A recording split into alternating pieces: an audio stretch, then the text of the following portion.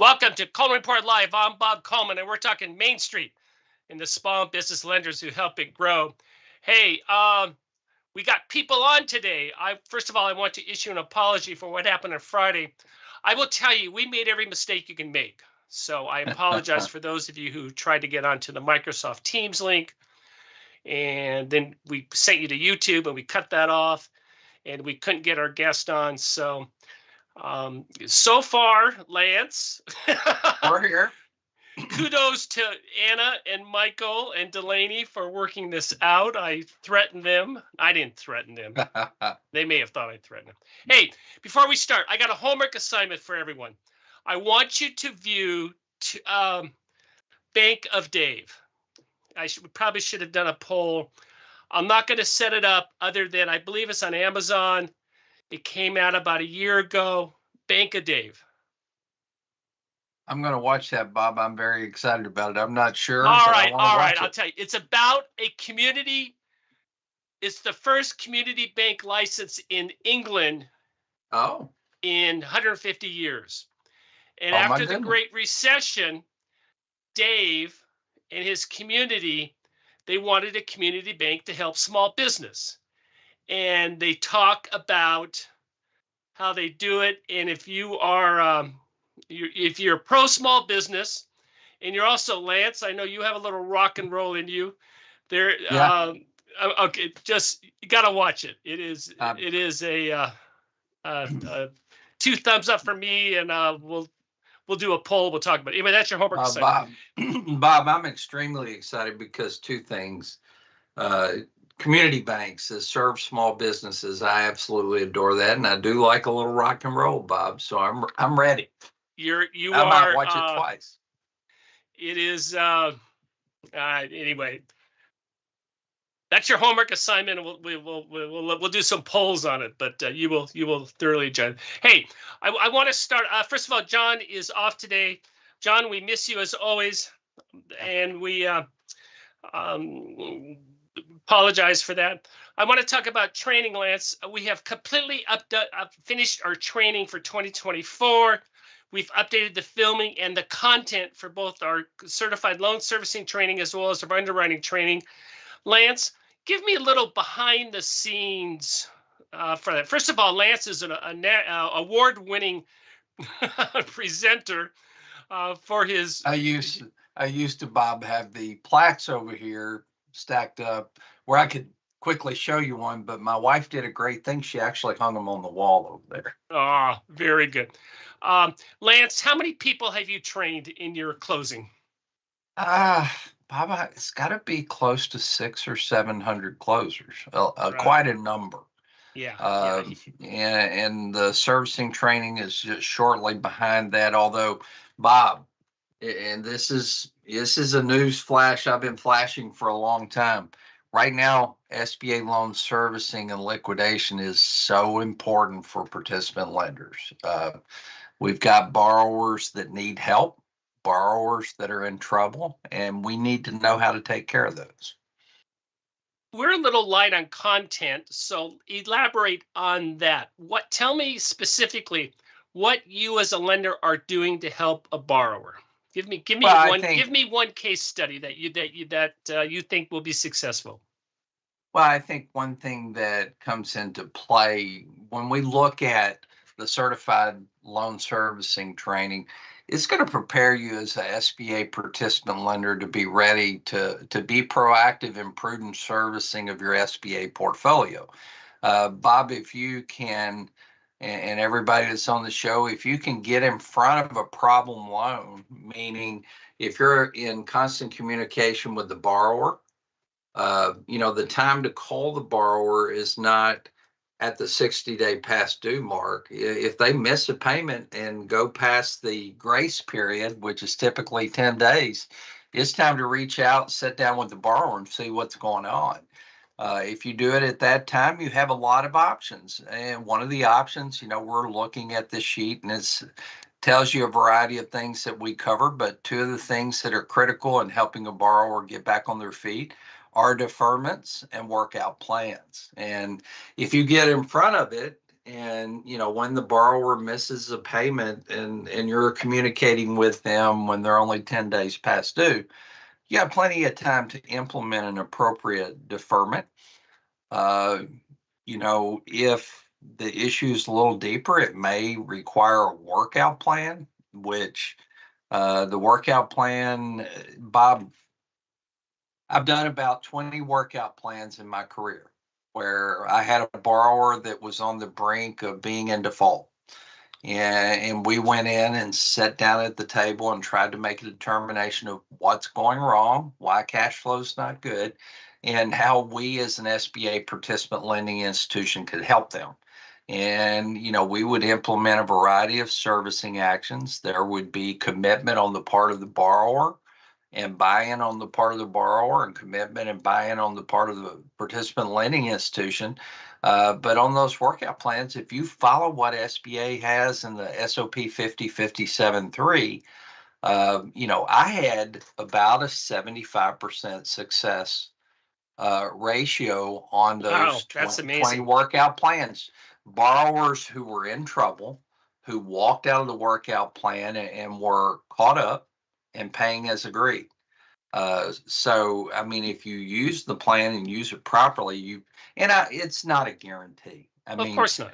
Of course we've got borrowers right now who, went through rate increases where their payments almost doubled, and nobody plans for that. And only the strongest small businesses won't have cash flow issues when interest rates have increased as much as they have. But like I said, the servicing training, the great thing, each week there's 5 segments or 10 or 15 minutes, and we talk about all of those steps, Bob. We talk about getting in front and actually proactively servicing your portfolio. We talk about how to do a servicing request, whether you're using unilateral authority and you just need to document the file, or you're sending a servicing request to one of the servicing centers, either Little Rock or Fresno. We talk about implementing deferments and what the differences are. A deferment on a loan that's been sold in the secondary market, or a deferment on a loan that's in your portfolio. I mean, you have, the deferment on a loan in the secondary market, you can do a certain level unilateral, but after that, everything has to be approved. Where if the loan's in your portfolio, you have the option of doing a much longer deferment without getting an approval and using your unilateral authority. We talk about the steps in the workout plan. And again, I don't want to make that everyone think that's a magic bullet in servicing, but it is an important tool that, if used correctly, can turn a borrower around from non-performing to performing. We talk about litigation plans, Bob. I had not had much use, and for all the if there are attorneys on the call today, don't take offense to this, but I hadn't had much use for attorneys until recently, when I had a few borrowers that did get in trouble. We talk about what's necessary in developing a litigation plan, when you have to get it approved by SBA, when you don't. And we talk about challenging servicing actions. So it's really important. Let me ask you this, Lance. You said you've done about 20 workout plans. How many workout plans need to be approved by SBA, correct? No. Okay. Workout plans, the only time they have to be approved by SBA is when there is a servicing action within the workout plan that requires approval. And when you look at your unilateral authority matrix, when you're in, liquidation servicing, litigation servicing, really the only 2 things that does require SBA's approval would be the release of a guarantor or a borrower, or a compromise of the principal balance. Most of the other servicing actions within a workout plan are unilateral actions. Give me the structure of a generic workout plan. Specifically, how do you structure payments, and are you taking additional collateral, and is there new funding to address those? There's consideration. Well, first of all, The workout plan in the SOP 5057-3, Bob, gives you the specific steps. And it's like all of SBA's 10 tab, 8 tab, 6 tab, whatever systems that they have. There's a certain number of steps. You mentioned something that's important. Any successful workout plan has consideration from the borrower, meaning, if you do a good file review is part of a workout plan. Making a determination if we've got a mortgage that needs corrected or refiled, if our UCC hadn't been continued, if there's a problem anywhere in the file, that's the time to fix it.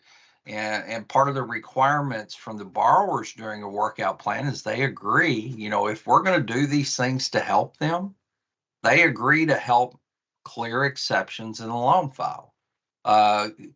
I would love to say, Bob, that extra collateral, and if you've ever heard me talk about workout plans, that's one of the possible areas of consideration. But I'm going to be honest with you. Normally, when you get when you get somebody that's struggling with payments, they probably don't have extra collateral. Right. In all 20 of my workout plans, Bob, nobody offered extra collateral. So there is consideration that's required. Were you able to pick up an additional guarantor? I have in fact picked up a new guarantor on one of the 20, okay. Bob. It's certainly a possibility. It's not often talked about from the borrowers, but I had one borrower come up and say, "Hey, look, I don't really have a whole lot I can do for you to get you to want to do this, but I have a friend who's that wants to be involved, who's willing to jump in and provide a personal guarantee," and that certainly helped. So, I mean, there's a lot that's required. This servicing training fully covers it. We also do webinars on workout plans, Bob. That's one we need to roll out and do. That's right. In the next 2 or 3 weeks. Let me wrap this up real quick. Putting together the document, is that something the attorney prepares? Is it bank prepared? And what is the cost? And does the borrower pay for it? Or can it be added to the loan? And will the guarantee be slapped onto that? Okay, in the case of a workout plan, you do not have to use legal counsel. However, Bob, it depends on how complicated the workout plan. If you don't need counsel. That's what was. Yeah, you don't have to have counsel for the development of a workout plan. But at one point in my career, Bob, I had a $5 million SBA loan. Balance was still about 4.5. There were multiple affiliates on this loan. It had complicated collateral, and I actually did engage legal counsel to help develop that workout plan agreement. So, yeah, I would say in 90% of the circumstances, you can do your own workout plan. Does not require legal counsel, but there are those more complicated ones, Bob, that would. And how was that? How were the legal fees paid for? Did you add them onto the loan, or did the borrower pay for it?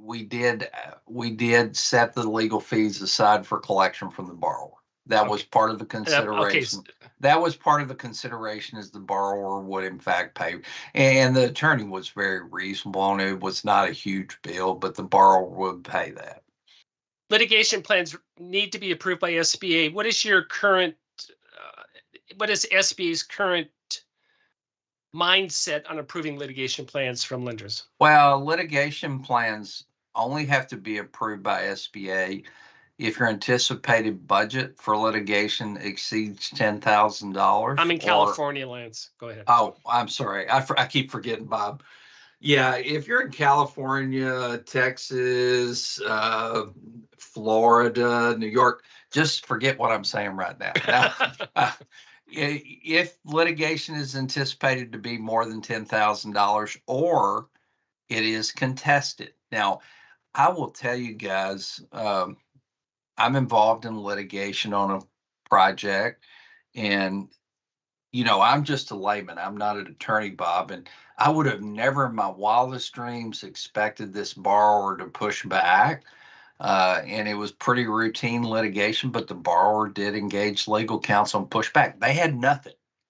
They had absolutely nothing, but they decided to spend the money and try to contest it. Well, that took a fairly simple litigation plan that did not need to be approved by SBA and suddenly made it one that SBA had to approve. Lance, when I'm going through the statistics, I found something interesting. I found several loans that were in the charge-off column that the amount that the lender paid exceeded the original loan amount.